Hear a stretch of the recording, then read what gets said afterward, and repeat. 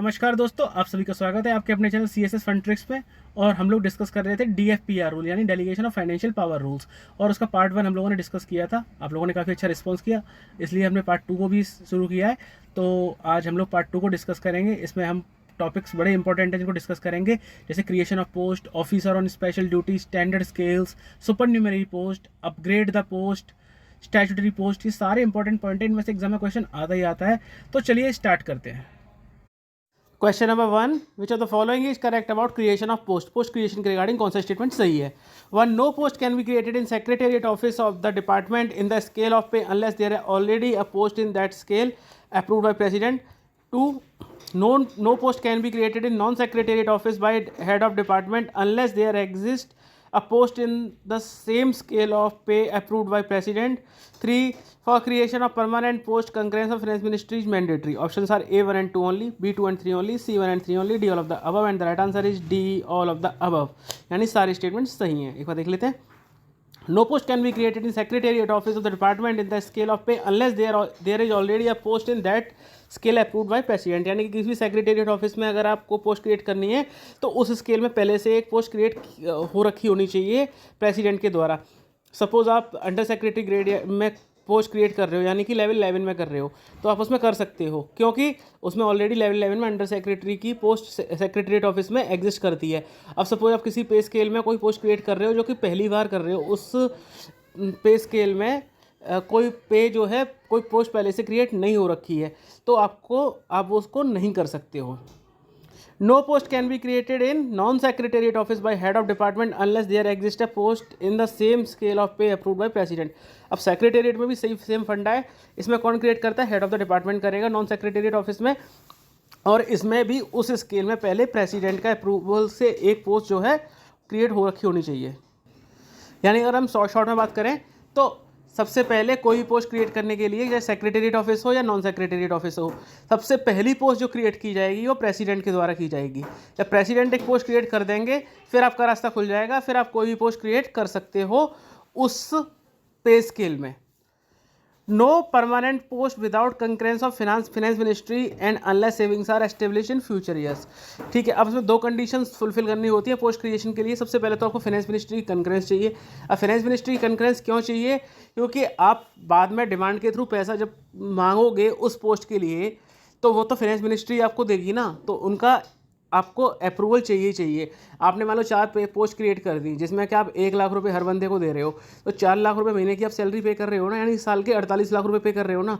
तो पैसा किससे मांगोगे आप, फाइनेंस मिनिस्ट्री से मांगोगे ना, डिमांड में जो डिमांड फॉर ग्रांट होती है, और उसके थ्रू जो कंसोलिडेटेड फंड ऑफ इंडिया से निकाल के देगा आपको फाइनेंस मिनिस्ट्री पैसा। तो बर्डन तो फाइनेंस मिनिस्ट्री के ऊपर आ रहा है ना, तो उनकी कंकरेंस तो आपको चाहिए। And unless savings are established in future years, और आप सेविंग एस्टेब्लिश कर पाओगे, उनको सैलरी वगैरह देने के लिए आपके पास फंड्स अवेलेबल होने चाहिए। तो 2 कंडीशंस होनी चाहिए। तो अगर समराइज करें तो कोई भी पोस्ट क्रिएट करने के लिए सेक्रेटेरिएट ऑफिस हो या नॉन सेक्रेटेरिएट ऑफिस हो, उसमें प्रेसिडेंट ने पहले एक पोस्ट क्रिएट कर रखी होनी चाहिए, उसके बाद ही आप उसमें पोस्ट क्रिएट कर सकते हो, और फाइनेंस मिनिस्ट्री कंकरेंस चाहिए, और आपके पास सफिशिएंट फंड होने चाहिए। Question number 2, which of the following is correct about creation of post. Post creation के रिगार्डिंग कौन सा स्टेटमेंट सही है। 1, no temporary post unless funds are made available and their continuance is assured. 2, the powers to create permanent post can not be use to create supernumerary post. The powers can not be use to create officer on special duty post. Options are A 1 only, B 2 and 3 only, C 1 and 3 only, D all of the above, and the right answer is A 1 only। यानी 2 और 3 are wrong statement. एक बार देख creation of post. ठीक है, post creation कैसे होता है उसके रिगार्डिंग एक बार देख लेते हैं। No temporary post unless funds are made available and their continuance and assured. यानी कोई भी टेम्परेरी पोस्ट अगर आप क्रिएट करते हो तो उसके लिए सबसे पहले आपके पास फंड्स होने चाहिए। ठीक है, जैसे हमने पहले भी देखा था। और दूसरा, उनका कंटिन्यूएंस के लिए आपके पास फुलफिल कंडीशंस होनी चाहिए, आपके पास प्रॉपर स्पेस होना चाहिए बिठाने के लिए। ठीक है, बाकी सारी कंडीशन फुलफिल होनी चाहिए। तो एक तो ये कंडीशन हुई। दूसरा, the power to create permanent post can be use to create supernumerary post. यानी कि आपके पास जो पावर होती है परमानेंट पोस्ट क्रिएशन की, उसके थ्रू आप सुपर न्यूमेरी पोस्ट भी क्रिएट कर सकते हो। ये क्वेश्चन एग्जाम में आ सकता है कि सुपर न्यूमेरी पोस्ट को क्रिएट कर सकते हैं क्या हम उस पावर को यूज़ करके। बिल्कुल कर सकते हो। अब सुपर न्यूमेरी पोस्ट होती क्या है, सुपर न्यूमेरी पोस्ट वो पोस्ट होती है जिसके अगेंस्ट में कोई ड्यूटी अटैच नहीं होती, लेकिन आपको सारे बेनिफिट्स मिलते हैं। आपको उस पोस्ट के अगेंस्ट में प्रमोशन भी मिलेगा, इंक्रीमेंट भी मिलेगा, सारे अदर बेनिफिट्स मिलेंगे, LTC मिलेगी, सब कुछ मिलेगा, लेकिन कोई ड्यूटी अटैच नहीं होती है उस पोस्ट के अगेंस्ट में। अब ऐसी सिचुएशन आती एम्प्लॉई कब है, सपोज आपका कोई एम्प्लॉय 4 साल के लिए फॉरेन असाइनमेंट में गया हुआ था। आप 4 साल से पहले ही क्या होता है, अब 4 साल के लिए एम्प्लॉय गया हुआ है तो आप उस पोस्ट में, यहाँ पर जिस पोस्ट से वो गया है खाली हो गई है, उसमें अपने दूसरे एम्प्लॉय को अपॉइंट कर लिया। वो एम्प्लॉय उसकी जगह को देख रहा है कि 4 साल के बाद आएगा, टेम्प्रेरी आपने कोई एम्प्लॉय को कर लिया, या आपने किसी जूनियर को प्रमोशन कर दिया, तो उस वैकेंसी को फुलफिल कर लिया। अब वहाँ पर क्या होता है कि 2 साल के बाद ही फॉरेन असाइनमेंट जल्दी खत्म हो जाता है और एम्प्लॉय को रिवर्ट कर देते हैं, या फिर कोई ऐसा रीजन हो जाता है कि वहाँ पर उन्होंने स्टाफ को शॉर्ट कर दिया, या जिस प्रोजेक्ट का था वो इरेलीवेंट हो गया, उन्होंने एम्प्लॉय को रिवर्ट कर दिया। अब एम्प्लॉय आपके पास पेरेंट डिपार्टमेंट में वापस आ गया, लेकिन वहाँ पे तो पोस्ट खाली है ही नहीं, उस पोस्ट को कोई और फिल कर चुका, तो इस एम्प्लॉय का क्या करोगे आप इसके अगेंस्ट में एक सुपर न्यूमेरी पोस्ट क्रिएट कर दोगे। उस पोस्ट के अगेंस्ट में कोई ड्यूटी अटैच नहीं होगी और उस एम्प्लॉय को सारे बेनिफिट्स मिलते रहेंगे, और जब भी जिस पे स्केल में वो है वहाँ पर कोई पोस्ट खाली होगी वहाँ पर उसको अपॉइंट कर दोगे। तो इस तरह से सुपर न्यूमेरी पोस्ट होती है जिसमें कोई ड्यूटी अटैच नहीं होती, लेकिन एम्प्लॉय को उस टाइम के लिए रख लिया जाता है। एक एग्जाम्पल और हो सकता है कि कोई एम्प्लॉय है, वो फील्ड ऑफिस में वो इंजर्ड हो गया। अब इंजर्ड हो गया तो उसकी वजह से अभी वो ड्यूटी नहीं कर सकता, कोई भी ड्यूटी फुलफिल नहीं कर सकता, लेकिन वो VRS नहीं चाहता, वॉलंटरी रिटायरमेंट नहीं ले रहा है, और आप उसे कर भी नहीं सकते हो। तब क्या करोगे, उसको आप उसके अगेंस्ट में सुपर न्यूमेरी पोस्ट क्रिएट कर दोगे, जिससे को सारे बेनिफिट्स मिलते रहेंगे, लेकिन कोई ड्यूटी अटैच नहीं होगी। सपोज कोई फील्ड ऑफिसर था, उसको चोट लगी, एक्सीडेंट हो गया और वो फील्ड में वॉक नहीं कर सकता, कुछ भी नहीं कर सकता, तो फील्ड ऑफिस के काम का तो बचा नहीं। तो क्या करोगे, आप उसको हेड ऑफिस में अपॉइंट कर दोगे, जहाँ पे सिटिंग जॉब होगी। सपोज़ वहाँ पर भी वो अपना काम को नहीं कर पा रहा है, क्यों नहीं कर पा रहा है, कुछ रीजन्स है जिसकी वजह से वो उस ड्यूटी को फुलफिल नहीं कर सकता, तो फिर आप क्या करोगे, सुपर न्यूमेरी पोस्ट क्रिएट कर दोगे। तो इस तरह से सुपर न्यूमेरी पोस्ट क्रिएट की जाती हैं। और कोई अगर अथॉरिटी है जिसके पास की परमानेंट पोस्ट क्रिएशन की पावर है, वो उसका यूज़ करके सुपर न्यूमेरी पोस्ट को भी क्रिएट कर सकता है। The powers can be use to create officers on special duty also, ठीक है। अब जो OSD होते हैं, ऑफिसर ऑन स्पेशल ड्यूटी, जो मिनिस्टर की साइड अपॉइंट किए जाते हैं, या सेक्रेटरी या किसी सेक्रेटरीट में कहीं भी अपॉइंट किए जाते हैं, ऑफिसर ऑन स्पेशल ड्यूटी, उनको भी अपॉइंट किया जा सकता है power to creation of post को यूज़ करके। यानी जिस अथॉरिटी के पास पावर है पोस्ट क्रिएशन की, वो ऑफिसर ऑन स्पेशल ड्यूटी को भी अपॉइंट कर सकता है, और ये जो है स्पेशल फंक्शंस के लिए अपॉइंट किए जाते हैं। Question number 3, the powers to create permanent post can not be use to upgrade the post और एबॉलिश अ पोस्ट। अब जो पावर होती है परमानेंट पोस्ट क्रिएशन की, उसको हम किसी पोस्ट को अपग्रेड करने में या किसी पोस्ट के एबॉलिशन करने में, यानी कि एक पोस्ट को लोअर स्केल से अपर स्केल में ले जाने में, या फिर किसी पोस्ट को ख़त्म करने में नहीं कर सकते हैं। कि इज इट ट्रू और false, and the right answer is B, false. एक गलत स्टेटमेंट है, एक बार देख लेते हैं। The powers can not be used to upgrade the post because technically upgradation is abolition of the post and creation of another post। ठीक है, तो ये हम इस तरह से अपग्रेड नहीं कर सकते। अपग्रेड में क्या करते हैं, सपोज आपने सेक्शन ऑफिसर की पोस्ट को अपग्रेड किया अंडर सेक्रेटरी की में, तो आप क्या करोगे, सेक्शन ऑफिसर के लेवल से उसको एबॉलिश करोगे और क्रिएट करोगे अंडर सेक्रेटरी ग्रेड में। तो ये दोनों काम आप नहीं कर सकते हो, कि ये टेक्निकली इसका मतलब ये होता है। इसलिए the power to create the post can be use to abolish the post also, ठीक है। लेकिन पोस्ट को एबॉलिश आप कर सकते हो, यानी आप पोस्ट को आप क्रिएट भी कर सकते हो, पोस्ट को आप एबॉलिश भी कर सकते हो। लेकिन एक लोअर ग्रेड की पोस्ट को एबॉलिश करके अपर ग्रेड में नई पोस्ट क्रिएट करना, ये काम आप नहीं कर सकते हो। यानी ये तो एक पोस्ट को एक न्यू लेवल पर पहुंचाने वाली बात होगी, तो वो नहीं कर सकते हो।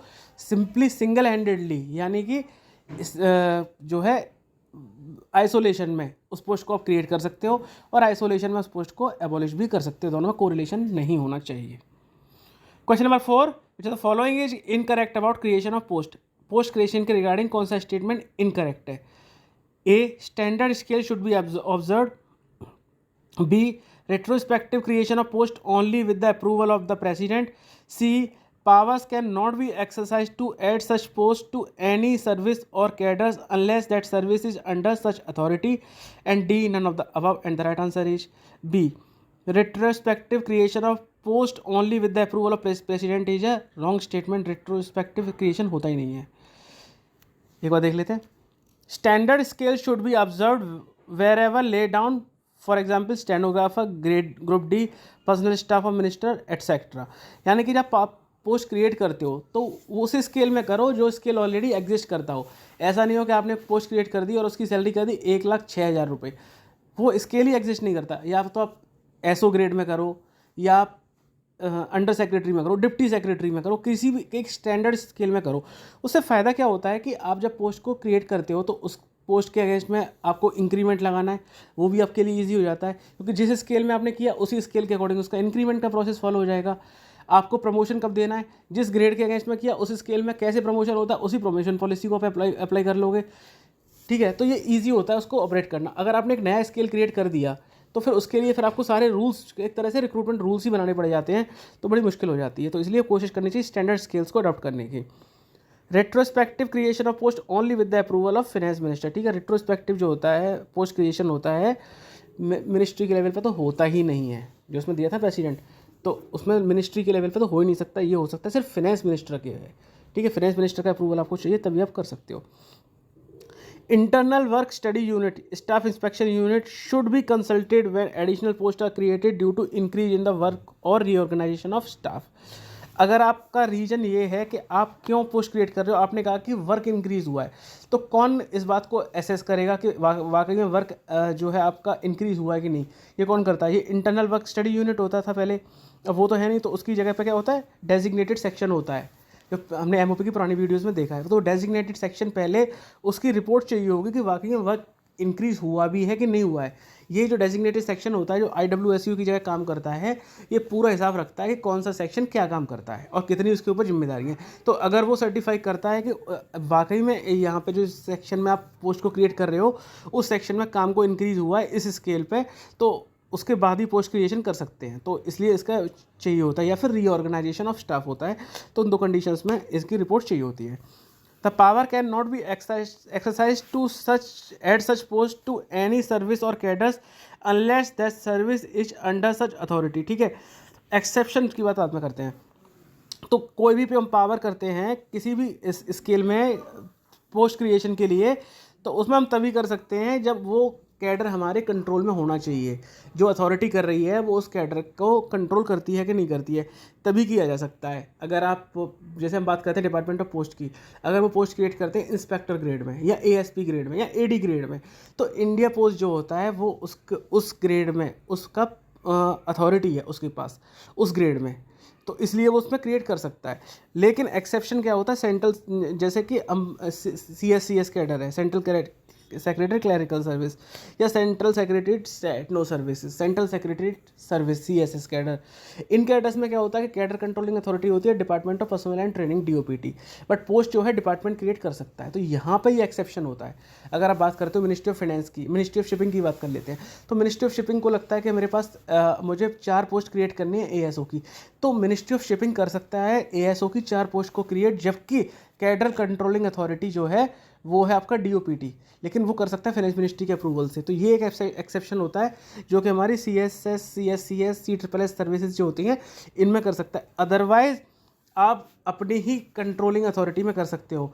अगर हम बात करते हैं इनकम टैक्स डिपार्टमेंट की, तो इनकम टैक्स डिपार्टमेंट में इंस्पेक्टर्स होते हैं या असेसिंग ऑफिसर्स होते हैं, या फिर हम बात करते हैं जो आपके ITO होते हैं, तो इन सब में पोस्ट क्रिएशन करने का काम कर सकता है इनकम टैक्स डिपार्टमेंट, क्योंकि ये उसके कंट्रोल में आते हैं, ये अथॉरिटीज़ के अंडर में। लेकिन हमारे एक्सेप्शन हमने देख लिए जो कि DOPT के कंट्रोल में आते हैं, उनको छोड़ के। Question number 5, which of the following is correct about supernumerary post. Supernumerary post को एक्सटेंसिवली डिस्कस कर लिया था, आप इसको डायरेक्ट अटेम्प्ट कीजिए क्वेश्चन को। 1 supernumerary post is a shadow post and no duties are attached. 2 officer whose lien is shown against a supernumerary post generally performs the duty in another post. Options are A1 only, B2 only, C1 and 2 both, D none of the above, and the right answer is C1 and 2 both। यानी दोनों statement सही हैं। एक बार देख लेते हैं supernumerary post. Supernumerary post is a shadow post, बिल्कुल ठीक बात है, शैडो पोस्ट होती है। ये किसी पोस्ट के अगेंस्ट में की जाती है, जिस पोस्ट में कोई एम्प्लॉय वापस आया था लेकिन अब वो पोस्ट ऑलरेडी फुलफिल्ड है, तो वो उस पोस्ट पे अपॉइंट नहीं हो सकता, तो उसकी एक शैडो पोस्ट है। नो ड्यूटीज आर अटैच, हमने देख लिया था, कोई ड्यूटी अटैच नहीं होती है। The officer whose lien is shown against a supernumerary post generally performs the duty of another post. ठीक है, अब जनरली क्या होता है कि जिसकी लेन दिखाया है सुपरन्यूमररी पोस्ट का, वो किसी अदर पोस्ट की ड्यूटीज फुलफिल करता है, क्योंकि सुपरन्यूमररी पोस्ट के अगेंस्ट तो कोई ड्यूटी है नहीं अटैच। अब कोई एम्प्लॉय आया हुआ है वापस सुपरन्यूमररी पोस्ट पे आपने रखा हुआ है, तो आपने उसको कोई दूसरा काम दे दिया। जैसे आपका स्टेनो ग्रेड का बंदा था, वो चला गया कहीं और, वापस आ गया आपके पास, अभी कुछ है नहीं, तो आपने किसी दूसरे सेक्शन में लगा दिया, किसी काम के लिए लगा दिया, तो किसी और की ड्यूटीज़ को फुलफिल कर सकता है, परफॉर्म कर सकता है, क्योंकि उसकी जो ड्यूटी है सुपरन्यूमररी पोस्ट है उसके अगेंस्ट तो कोई ड्यूटी अटैच है ही नहीं। Question number 6, which of the following is correct about supernumerary post. Supernumerary post के रिगार्डिंग कौन सा स्टेटमेंट सही है। 1, supernumerary post does not lead to an excess of working strength. 2, it is always a permanent post but it is created for a specified period. 3, the administrative authority should maintain a record of supernumerary post with the details of individual who hold these posts and progressive abolition of these post. Options are A 1 only, B 2 and 3 only, C 1 and 3 only, D all of the above, and the right answer is D all of the above. यानी सारे statement सही हैं। एक बार देख लेते हैं supernumerary post के regarding. It does not lead to the and excess of working strength. Working strength को ये नहीं बढ़ाती, क्योंकि अब किसी भी पोस्ट के अगेंस्ट में तो उसको क्रिएट करते नहीं हो, किसी पोस्ट के साथ तो करते नहीं हो। सपोज आपके पास, अगर आप डिपार्टमेंट की बात करते हैं, आपके पास 6 डिप्टी सेक्रेटरीज हैं, आपने डिप्टी सेक्रेटरी ग्रेड में की है, तो ये सेपरेट पोस्ट है डिप्टी सेक्रेटरी ग्रेड से, उस स्केल में, लेकिन उसके अलावा है वो, तो उसकी डिप्टी सेक्रेटरी की आपकी स्ट्रेंथ को नहीं बढ़ाएगी। आप ये नहीं कह सकते हो कि हमारे पास 60 डिप्टी सेक्रेटरी लेवल के ऑफिसर हैं, 6 पोस्ट आपकी फुलफिल्ड है, एक आपने सुपरन्यूमररी पोस्ट क्रिएट कर रखी है, बंदा बाहर से आया इसलिए, तो आपके डिप्टी सेक्रेटरी की आपके पास पोस्ट तो 6 ही है, ये आपकी सुपरन्यूमररी सेपरेट पोस्ट है उस पे स्केल में, इसलिए इसकी वर्किंग स्ट्रेंथ को नहीं बढ़ाती है। It is always a permanent post created to accommodate a permanent official till he is accommodated in a permanent post, though it is permanent post it is created for a specified period. तो एक चीज़ याद रखना, इस चीज़ को रट लेना, सुपरन्यूमररी post के regarding it is a permanent post but for a limited period. तो ये दोनों चीज़ें कॉन्ट्राडिक्टरी है। परमानेंट पोस्ट तो हमारी लिमिटेड टाइम के लिए नहीं होती, टेम्परेरी पोस्ट होती है, बट सुपरन्यूमररी पोस्ट हमारी लिमिटेड टाइम के लिए भी होती है और परमानेंट पोस्ट भी होती है। और क्यों होती है permanent post?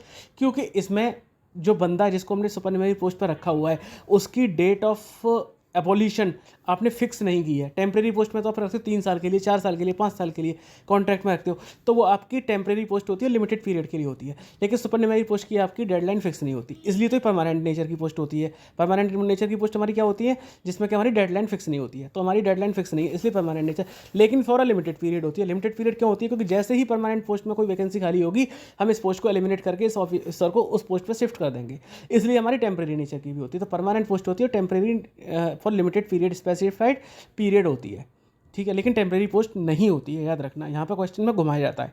There is no additional financial commitment, ठीक है, इसमें कोई एडिशनल फाइनेंशियल कमिटमेंट नहीं किया जाता एम्प्लॉय के साथ में। The administrative authority should maintain a record of supernumerary post with the details of individuals who hold these posts and progressive abolition of these posts, ठीक है, एक रजिस्टर मेंटेन करते हैं, इसमें कितनी सुपरन्यूमररी पोस्ट क्रिएट हो रखी है, कितने ऑफिसर अभी पोस्ट पर हैं, कौन सा एम्प्लॉई है और कौन कौन सी पोस्ट कब कब एबॉलिश हुई है, ये पूरा रिकॉर्ड एडमिनिस्ट्रेशन अपने पास मेंटेन करता है। Question number 7, which of the following is correct about officer on special duty. अब OSD जिसको हम बोलते हैं उसके रिगार्डिंग कौन सा स्टेटमेंट सही है।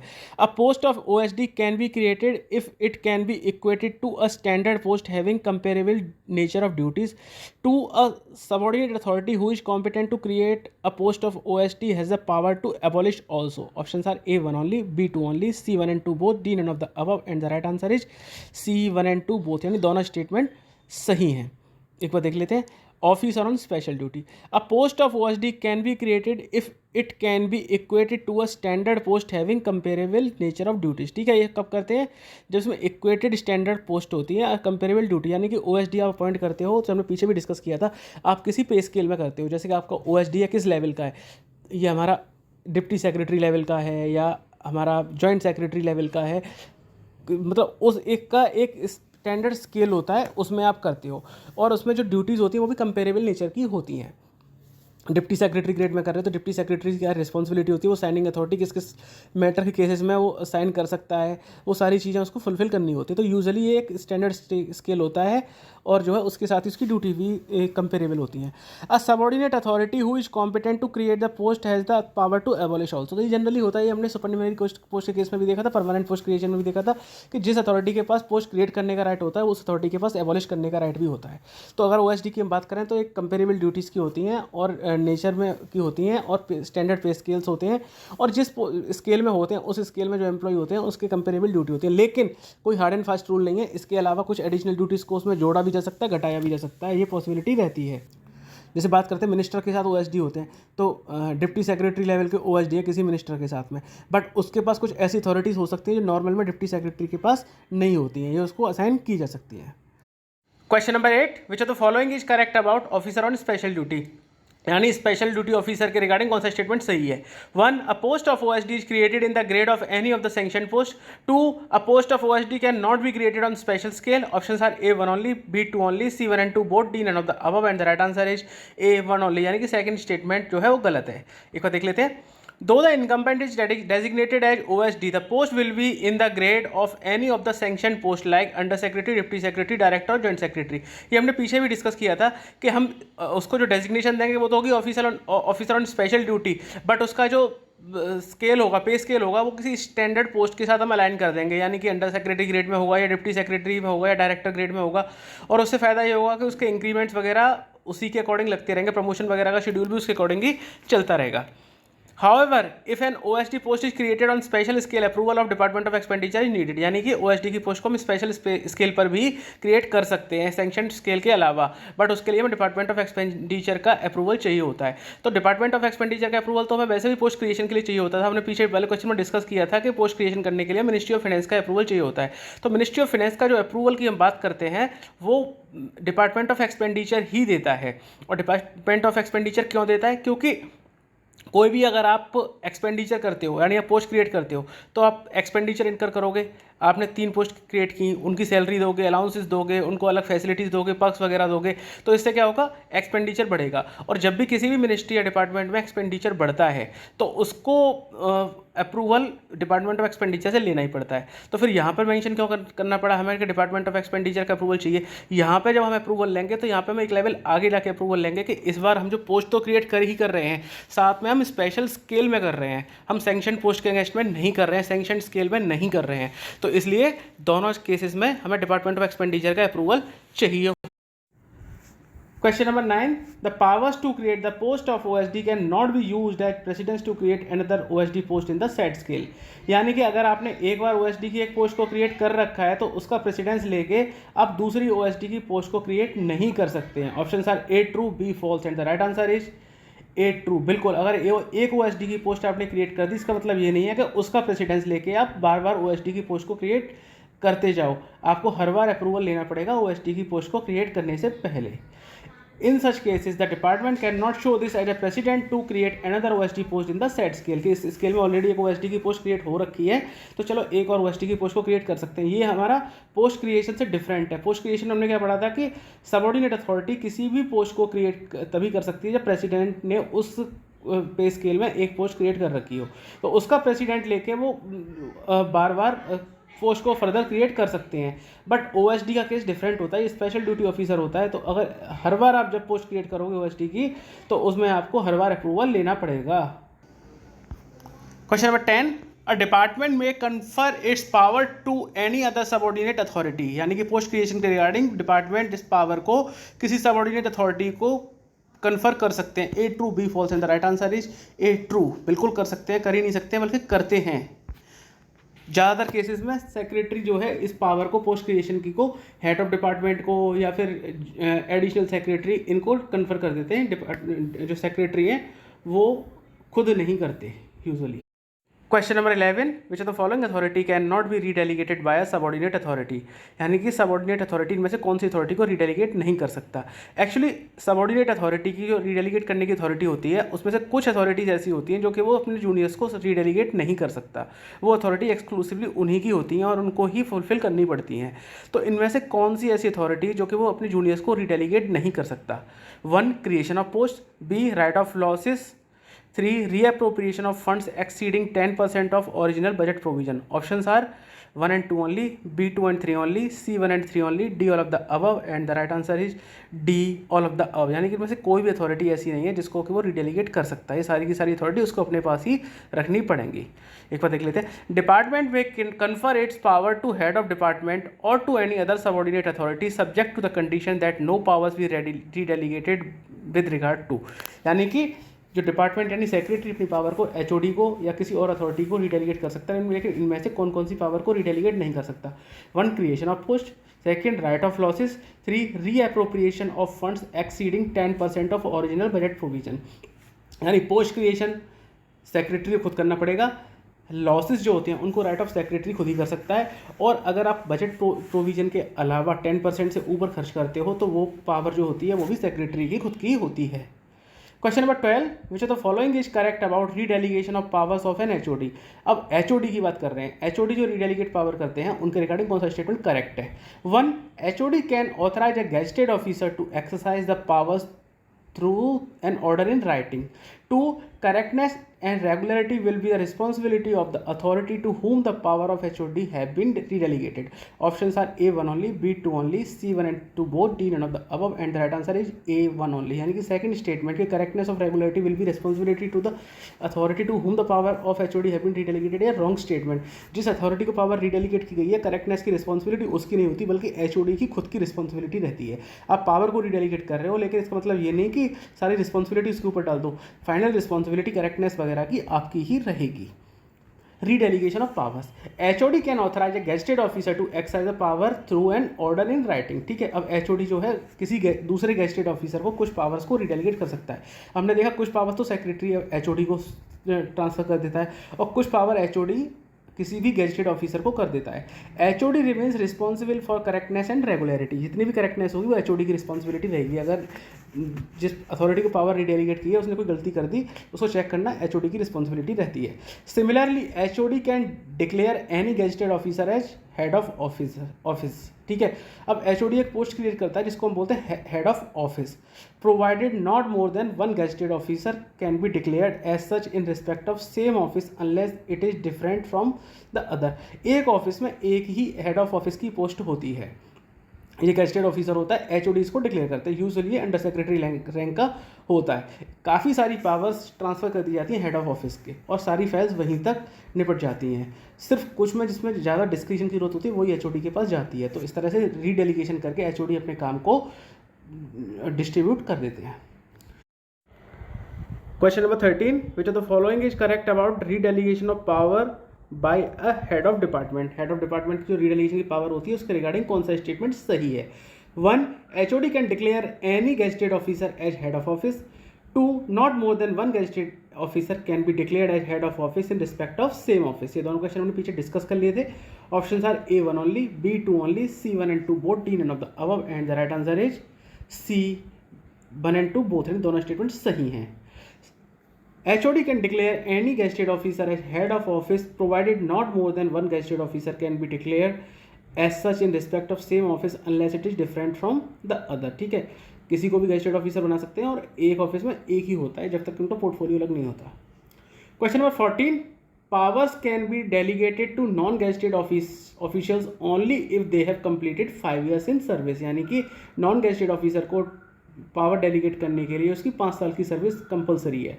A true only, B false, and the right answer is B false। ये गलत स्टेटमेंट है।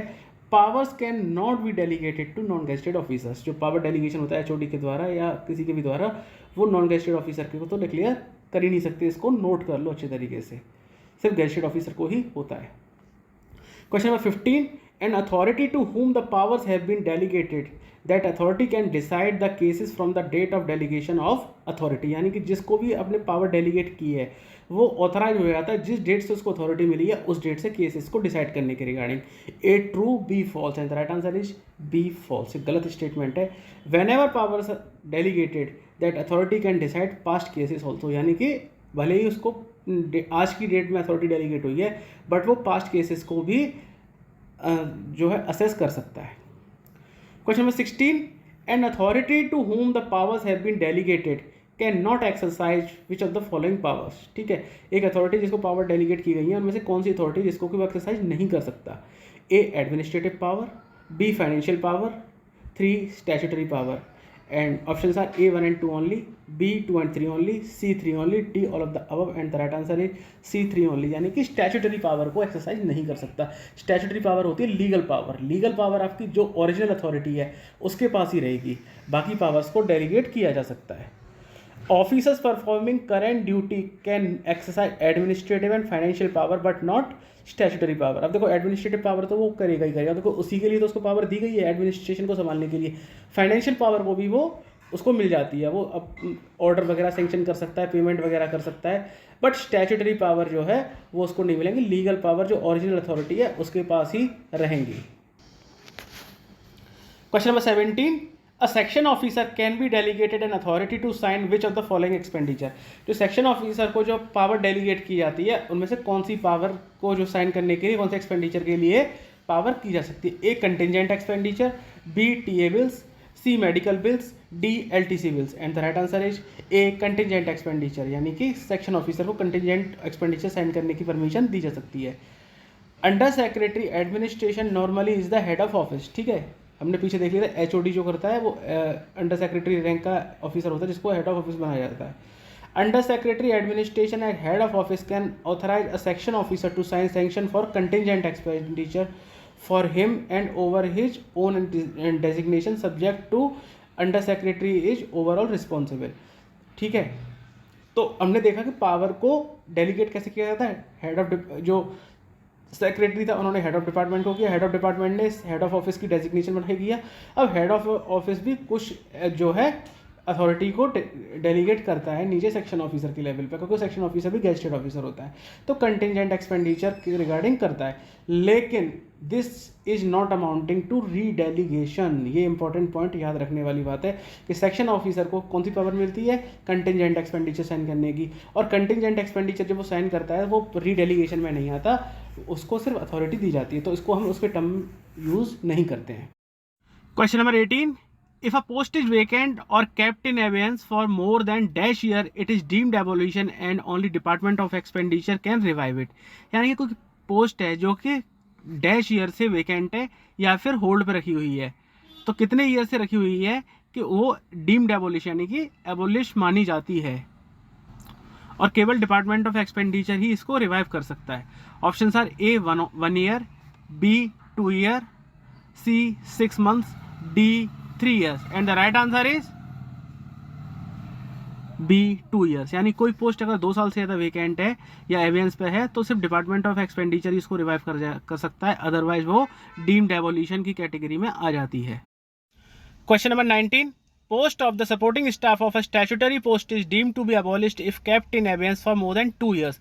यानी जो स्टैट्यूटरी पोस्ट होती हैं, स्टैट्यूटरी पोस्ट क्या होती हैं? जो किसी लॉ के थ्रू बनी होती हैं, जैसे कोई कमीशन है या कोई बॉडी है, उसका जो सपोर्टिंग स्टाफ होता है उसकी पोस्ट को अगर 2 साल तक एवियंस पे रखा जाता है यानी होल्ड किया जाता है तो वो डीम्ड एबॉलिश्ड होती है। A true, B false. And the right answer is A true. बिल्कुल, सपोर्टिंग स्टाफ की जो पोस्ट होती है वो 2 साल में आपकी डीम्ड एबॉलिश्ड मानी जाती है।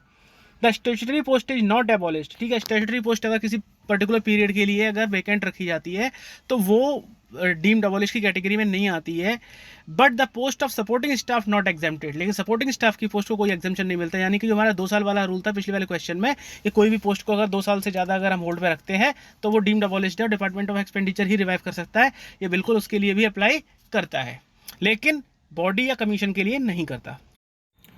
Question number 20, newly created post for which there are no recruitment rules if remaining vacant for more than dash year it is deemed abolition। यानी कोई नई पोस्ट क्रिएट की गई है और उसके हमारे पास आरास नहीं है, तो कितने टाइम तक वेकेंट रहेगी तो हम उसको डीम्ड एबोलिशन की कैटेगरी में मान लेंगे। यानी कि नई पोस्ट क्रिएट हुई है, रिक्रूटमेंट रूल्स नहीं बने हैं, उस केस में कितने साल वेकेंट रहने के बाद एक पोस्ट को डीम्ड एबोलिश माना जाता है? A 1 year, B 2 year, C 6 month, D 3 years। And the right answer is D 3 years। यानी कि कोई न्यूली क्रिएटेड पोस्ट है, आरास नहीं बने, तो 3 साल तक अगर वेकेंट रहती है तो उसको हम डीम्ड एबोलिश मान लेते हैं। Deemed abolition, newly created post for which there are no recruitment rules if remaining vacant for more than 3 years it is deemed abolition. ठीक है, यानी कि नई पोस्ट अगर आपने क्रिएट की है तो 3 साल के अंदर आपको उसके रिक्रूटमेंट रूल्स बनाने होते हैं। अगर आपने रिक्रूटमेंट रूल्स नहीं बनाए और 3 साल तक खाली पड़ी रही है, पोस्ट बना तो दी लेकिन उस पर किसी को अपॉइंट नहीं किया है, तो अपने आप डीम्ड एबोलिश हो जाती है। A movable government property should not be insured, however an immovable property can be insured at the discretion of HOD। अब ये हमारा क्वेश्चन रिगार्डिंग है इंश्योरेंस कराने के लिए जो प्रोक्योरमेंट होता है, तो उसमें बोल रहे हैं कि मूवेबल प्रॉपर्टी का हमें कराने की ज़रूरत नहीं होती है, ठीक है, लेकिन इमूवेबल प्रॉपर्टी जो है उसका इंश्योरेंस करा सकते हैं हम, ये HOD का डिस्क्रिप्शन पे आता है। A true, B false. And the right answer is B false. एक गलत स्टेटमेंट है, एक बार देख लेते हैं।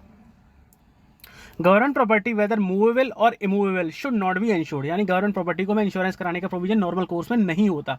Therefore no authority shall undertake any expenditure और liability in connection with insurance of such property without the concurrence of finance ministry, यानी कि अगर आपको किसी प्रॉपर्टी का इंश्योरेंस कराना है तो उसके लिए आपको पहले फिनेंस मिनिस्ट्री का अप्रूवल लेना पड़ेगा। क्यों लेना पड़ेगा? क्योंकि आप इंश्योरेंस कराओगे तो फिर क्या होगा, एक्सपेंडिचर इनकर होगा। और हमने पीछे वाले क्वेश्चन में डिस्कस किया था कि जब भी आप कोई भी ऐसा काम करोगे जिसमें आपका एक्सपेंडिचर इन्वॉल्व होता है तो आपको मिनिस्ट्री ऑफ फाइनेंस और डिपार्टमेंट ऑफ एक्सपेंडिचर जो उसके अंदर में आता है उसका अप्रूवल लेना पड़ेगा। तो यहाँ पर भी अगर आपको कोई इंश्योरेंस कराना है तो फिर से एक्सपेंडिचर इन्वॉल्व हो रहा है तो आपको मिनिस्ट्री ऑफ फाइनेंस का अप्रूवल लेना पड़ेगा।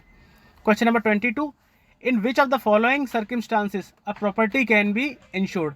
अब कौन सी सर्कमस्टांसिस है जब हम किसी प्रॉपर्टी को इंश्योर कराते हैं? कोई नॉर्मल कोर्स में तो इंश्योर नहीं कराना होता, लेकिन कुछ सर्कमस्टांसिस में इंश्योर करा लेते हैं। तो कौन सी सर्कमस्टांसिस हैं? 1, any material received on loan और aid from any foreign government और international body. 2, where for booking of goods by rail और by road an enhanced risk rate. ठीक है। 3, expenditure not exceeding 50,000 can be incurred on costly, extremely delicate, highly sensitive and sophisticated equipment of fragile nature purchased abroad. Options are A1 and 2 only, B2 and 3 only, C1 and 3 only, D all of the above, and the right answer is A1 and 2 only, यानी कि third statement is a wrong statement. एक बार देख लेते हैं। Insurance of a property can be avail without the concurrence of finance minister. अब ये points हैं कि फाइनेंस मिनिस्ट्री या कंकरेंस के बिना हम कौन कौन सा एक्सपेंडिचर इन्वॉल्व कर सकते हैं। On the insurance of any material or equipment received on loan और aid from any foreign government, यानी कि हमने किसी फॉरेन गवर्नमेंट से लोन लिया हुआ है, लेके मटीरियल को लिया हुआ है या फिर वहाँ से एड ली है, और इंटरनेशनल बॉडी, ठीक है, फॉरेन गवर्नमेंट हो या इंटरनेशनल बॉडी हो, और अदर ऑर्गेनाइजेशन अब्रॉड, यानी बाहर की किसी भी ऑर्गेनाइजेशन से हमने या लोन लिया हो या एड के थ्रू पैसा मिला है उसके थ्रू हमने कोई इंश्योरेंस किसी मटीरियल का कराना है। If insurance is included as a condition in contract, जब आप कॉन्ट्रैक्ट करते हो उसमें इंश्योरेंस एक कंडीशन है, क्योंकि कई बार फॉरेन गवर्नमेंट में क्या होता है कि वहाँ पे किसी भी चीज़ को डिलीवर करने के लिए इंश्योरेंस प्री कंडीशन होती है। तो अगर ऐसी सिचुएशन है कि इंश्योरेंस प्री कंडीशन है तो फिर उस सिचुएशन में हम करा सकते हैं। Where for booking of goods by rail और by road and enhanced rate risk rate in the nature of insurance charges is provided. अगर हम किसी सामान को बाय रोड या बाय रेल ट्रांसपोर्ट कर रहे हैं तो उसमें एनहेंस रिस्क है, यानी कि रिस्क बढ़ रहा है, डेलिकेट आइटम है, टूट सकता है, तो इस सिचुएशन में हम इंश्योरेंस करा सकते हैं। एक्सपेंडिचर नॉट एक्सीडिंग 20,000, क्वेश्चन में क्या था 50,000, 20,000 premium limit in each case, ठीक है, हर बार, यानी कोई आइटम 3 बार में आ रहा है तो हर बार 20,000 की लिमिट है।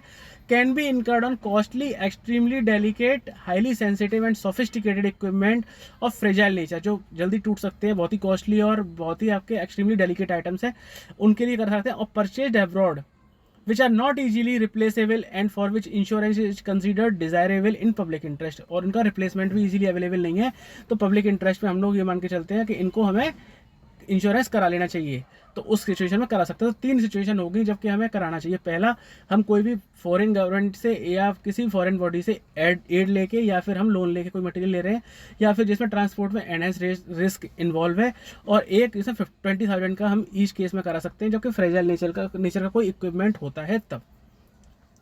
Question number 23, the department will affect insurance only with national insurance companies, यानी डिपार्टमेंट का हर कहीं से नहीं करा सकता, केवल जो नेशनल इंश्योरेंस कंपनीज है, नेशनलाइज कंपनीज है, उनसे ही करा सकता है। A true, B false, and the right answer is A true, बिल्कुल सही बात है ये। The department will affect insurance only with national insurance companies, ठीक है, आप किसी भी नेशनलाइज कंपनी से करा सकते हो, प्राइवेट कंपनी से नहीं करा सकते हो। Question number 24, when can a subordinate authority waive the recovery of an amount disallowed by audit, ठीक है। अब ऑडिट कराया जिसमें कोई अमाउंट था जो कि ज़्यादा ओवरपेड हो गया था और वो ऑडिट ऑफिसर ने बोला कि डिसअलाउड है, लेकिन सबऑर्डिनेट अथॉरिटी उसको वेव करना चाहती है, तो कौन सी कंडीशन में उसको वेव कर सकते हैं, माफ़ करना चाहती है कि चलो ओवर पेमेंट हो गया तो हो गया, अब इसको हम रिकवर नहीं करेंगे।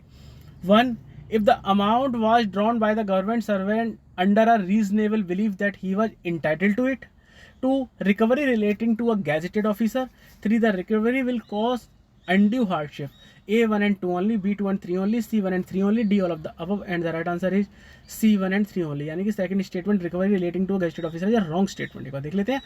राइट ऑफ लॉसेस रिस्ट्रिक्शंस, ठीक है, राइट ऑफ लॉसेस के regarding the department or any other subordinate authority to whom the powers have been delegated can waive the recovery of amount disallowed by audit or otherwise found to have been overpaid subject to the following condition. ठीक है, कौन कौन से situation में जो है वो wave कर सकता है सबऑर्डिनेट अथॉरिटी किसी भी ओवर पेमेंट को। If the amount was drawn by the government servant under a reasonable believe that he was entitled to it, government servant को गलती से लगा कि मैं इसके लिए इंटाइटल्ड हूँ, इसलिए उसने रिसीव कर लिया।